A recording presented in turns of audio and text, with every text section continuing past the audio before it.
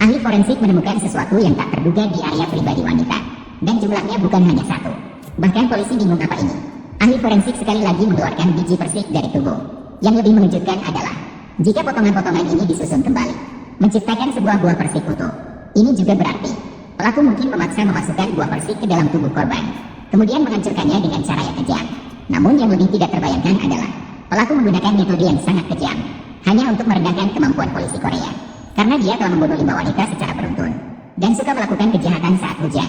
Memilih wanita yang berjalan sendirian sebagai target, mengikat mangsanya dengan tali rafia, kemudian membawa mereka ke hutan kecil yang tersembunyi.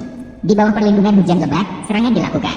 Setelah memuaskan nafsu, mereka akan mencekik orang dengan kaos kaki atau pakaian dalam mereka. Terakhir, mereka juga tidak lupa untuk menaruh celana dalam di kepala korban, menutupi mata mereka yang penuh putus asa dan tanpa harapan.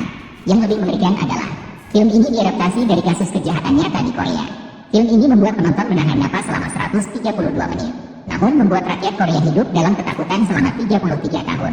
Pada saat itu, pembunuh telah menyiksa total 10 wanita, termasuk seorang nenek berusia 70 tahun, dan seorang gadis remaja berusia 14 tahun.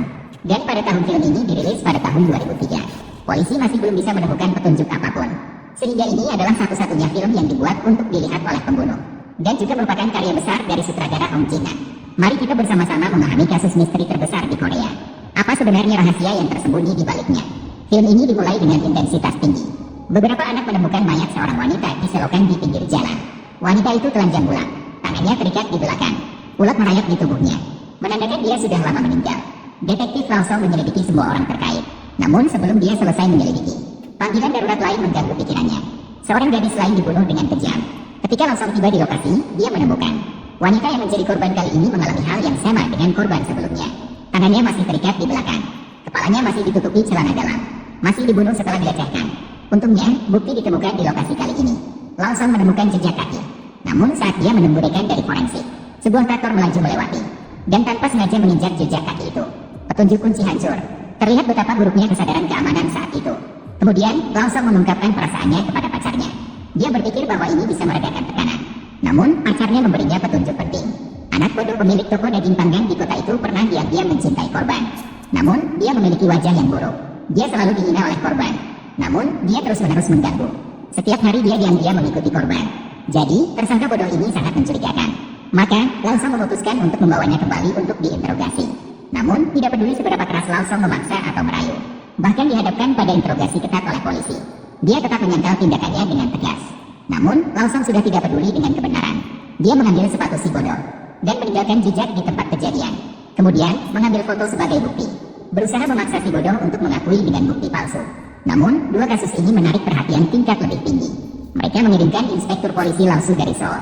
Namun, kota kecil ini telah diselimuti oleh ketakutan. Tapi Tuan Su hanya ingin tahu di mana kantor polisi.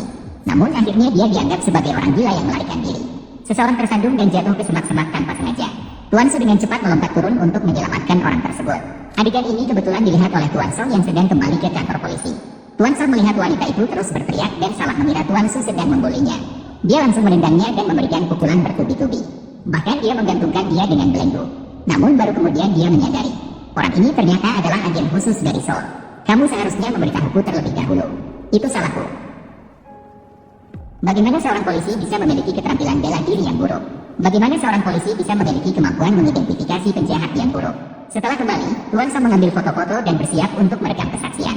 Namun saat menghadapi bukti-bukti tersebut, orang bodoh itu tetap bersikeras dan bersikukuh bahwa dia tidak bersalah. Namun Tuan Song tidak menyerah. Dia membawa si bodoh ke hutan kecil yang sepi. Jika tidak mengakui, dia akan dikubur hidup-hidup.